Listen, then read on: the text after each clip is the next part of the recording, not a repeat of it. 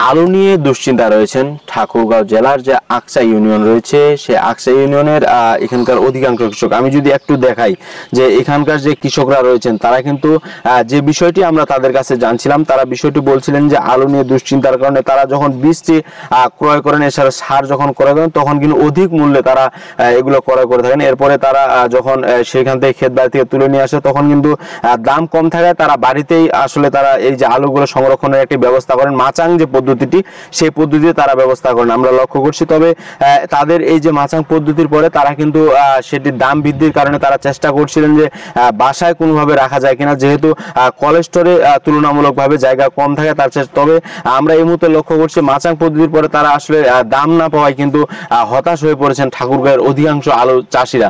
আমরা একটু জানতে চাইবো যে আসলে আপনাদের এখানে কি কি সমস্যা হচ্ছিল বা কেন আসলে আলু এভাবে আপনারা দুশ্চিন্তা রয়েছেন, একটু জানাবেন।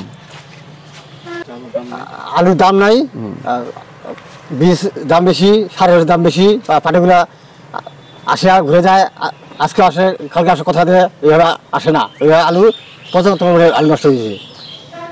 হ্যাঁ, যেমনটি জানছিলাম আমরা যদি এখানকার একজন একটু কথা বলি যে আসলে আপনাদের কি কি সমস্যা হচ্ছে আলু নিয়ে একটু জানাবেন বিস্তারিত।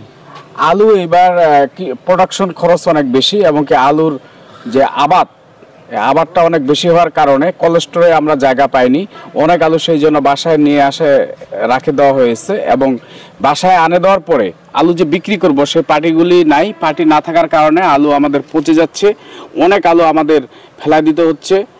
আলু নিয়ে আমরা এবার যে দুশ্চিন্তায় আছি, আমরা যে এবার ক্ষতিগ্রস্ত হয়েছি, এই ক্ষতি পোষায় নিতে আসলেই 2-3 বছরও হয়তো বা এটা পোষায় নিতে পারবো না আমরা।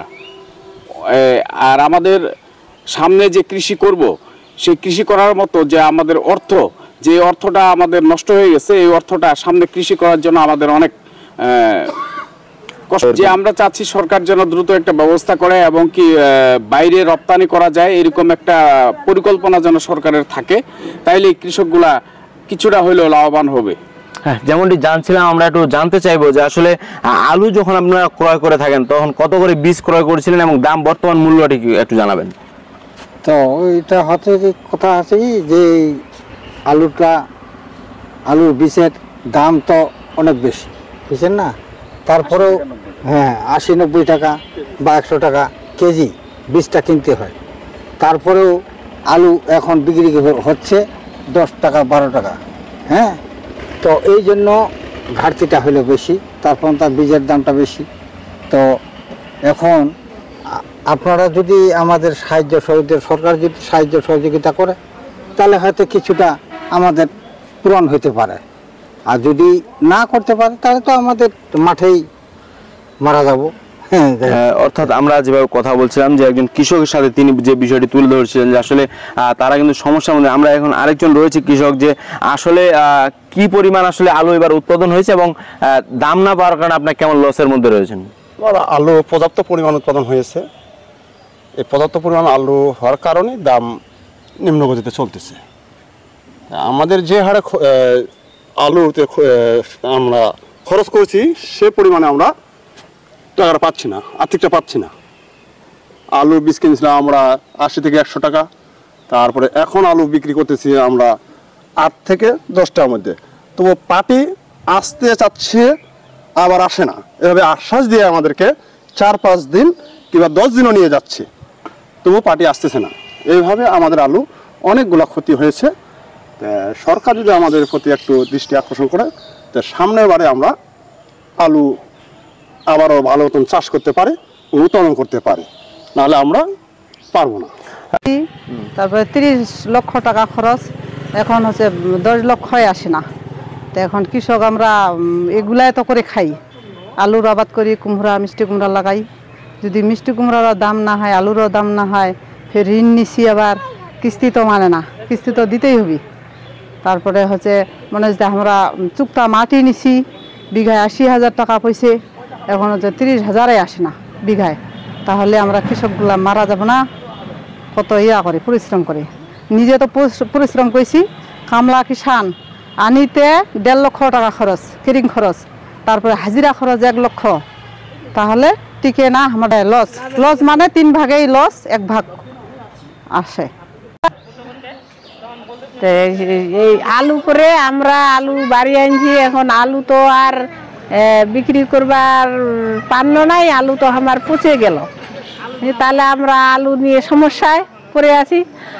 আর আলু যেন আমার এবারকার মতো আর না হয়। লোন নিছি 1 লাখ টাকা, এখন লোনটা কেমন করে পরিশোধ দিব, এমন তো আলু আমার বিক্রি হয় নাই। আমি একজন ক্ষুদ্র কৃষক।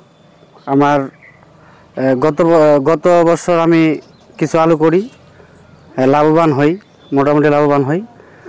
পরবর্তীতে আমি চিন্তা করি যে আগামীতে আমার কিছু পরিমাণ আলু চাষাবাদ বাড়াইতে হবে। মানে আসলেই একজন কৃষকের আর কী বার থাকে, মানে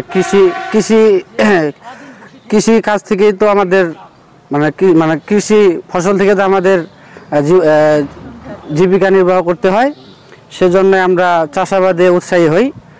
কিন্তু এবার দেখি ব্যতিক্রম, মানে আমাদের আলু এবার বিক্রি আমরা মানে করতে পারতেছি, আবার পারি না, এবং দামের কারণেই আমরা অনেক সময় আলুগুলা আসলেই বিক্রি করার অনেক চেষ্টা করি, কিন্তু আসলে পাই না, পার্টিও কম আসে।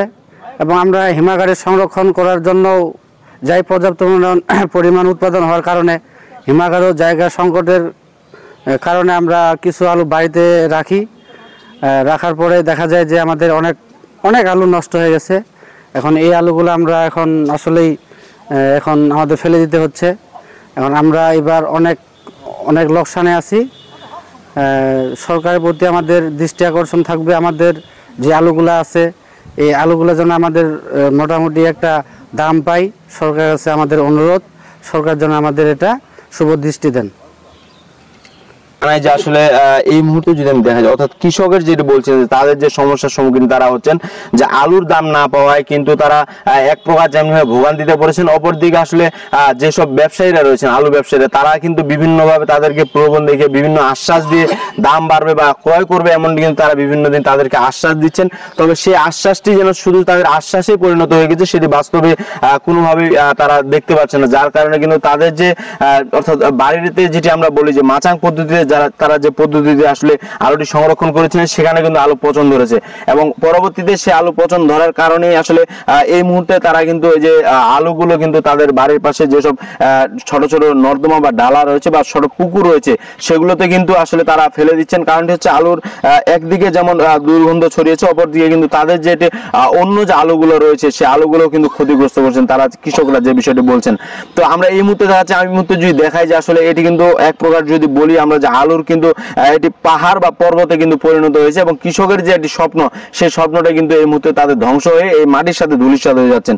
তাই তাদের যে দাবিটি, তারা যে বিষয়টি বলছেন যে দ্রুত যদি সরকার এটি একটি ব্যবস্থা করেন এবং দ্রুত যে সংস্কারের যদি ব্যবস্থা হয়, তাহলে হয়তো তাদের এই যে সমস্যাটি, তারা এই সমস্যা থেকে হয়তো কিছুটা বাঁচতে পারবেন। যদি যে কৃষকরা যে বিষয়টি বলছেন যে দেশের বাইরেও যদি রপ্তানি করা হয়, রপ্তানির ফলে তাদের হয়তো যে সমস্যাটি এটি হয়তো কিছুটা ঘুচাবে এমনটি বলছেন। তো সব মিলে আমি যদি জানি যে তাদের এই যে একটি সমস্যার সম্মুখীন, এটি যে বর্তমান যেটি বলছিলাম যে এটি কিন্তু আলুর যে একটি পাহাড় যদি বলি সেটি কিন্তু ভুল হবে না, সে আলুর পাহাড় বা পর্বতে আমি দাঁড়িয়ে তাদের যে দাবিগুলো সে দাবিগুলো জানাচ্ছিলাম। এবং তারা বলছিলেন যে শুধু ঠাকুরগাঁও জেলার যে এই যে অর্থাৎ আকসা ইউনিয়ন রয়েছে, শুধু এখানে নয়, আমরা লক্ষ্য করছি ঠাকুরগাঁও জেলার বিভিন্ন জায়গায় কিন্তু এই যে আলুর যে সমস্যা, সেই সমস্যার সম্মুখীনগুলো কিন্তু কৃষকরা পড়ছেন। অর্থাৎ তারা এই যে তাদের যে এই জায়গায়, অর্থাৎ যেখান থেকে খামারে বা তাদের যে যারা উৎপাদন করেন তাদের এখানে কিন্তু 8 টাকা দরে বিক্রি হচ্ছে, বাজারে কিন্তু সেটি আমরা লক্ষ্য করছি 15 টাকা 14 টাকা, অনেক জায়গায় 20 টাকা দরেও কিন্তু বিক্রি হচ্ছে এমনটি তারা বলছেন।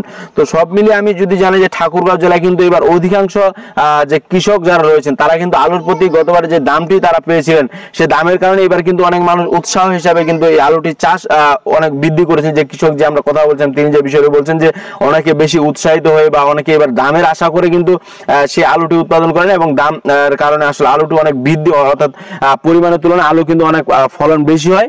তবে বেশি হওয়ার কারণে মানুষের চাহিদা কিন্তু আলুর প্রতি কমে যায় এমনটি তারা বলছেন। যার কারণে হয়তো এবার যে বাজারের যে পরিমাণ মানুষের চাহিদা রয়েছে, চাহিদার তুলনায় আলু যে উৎপাদন বেশি হওয়ার কারণে হয়তো এই সমস্যার সম্মুখীন হচ্ছেন। তবে তারা বলছেন যে এই দ্রুত এই যে এটি যদি সমাধান করা হয় যে তাহলে হয়তো ঠাকুরগাঁও জেলার পুরো ঠাকুরগাঁও জেলা যে বিভিন্ন উপজেলাগুলো রয়েছে আমরা সেখানেও খবর নিয়েছিলাম যে সেই উপজেলাগুলো বলছেন যে তারা কিন্তু উৎপাদন অনেক ভালো করেছেন এবং আলুর দামও সেভাবে তারা তুলনামূলক পাচ্ছেন না। আমরা যদি বলি যে আলুর যে বীজটি তারা ক্রয় করেছেন সেটি কিন্তু 100 টাকা দরে অর্থাৎ তারা কিন্তু ক্রয় করেছেন আলু বীজটি। এছাড়া সার যখন তারা ক্রয় করেন তখনও সেটি কিন্তু অনেক বৃদ্ধি মূল্যে তারা ক্রয় করতে হয়েছিল তাদেরকে। তবে সেই বিষয়টি বলছেন যে আলু যখন তারা অর্থাৎ বীজটি 100 টাকা দরে কিনেছেন সেটি আসলে 10 টাকা দরে আসলে বিক্রি হওয়া, অর্থাৎ এটি কিন্তু বিশাল একটি ঘাটতির সম্মুখীন হয়েছেন কৃষকরা। তো সব মিলিয়ে আমার কাছে যে আলু যে সমস্যার সম্মুখীন বা তারা যে একটি সমস্যা রয়েছেন এই সমস্যার সর্বশেষ। Abdullah Suman, NTV online, Thakurgaon.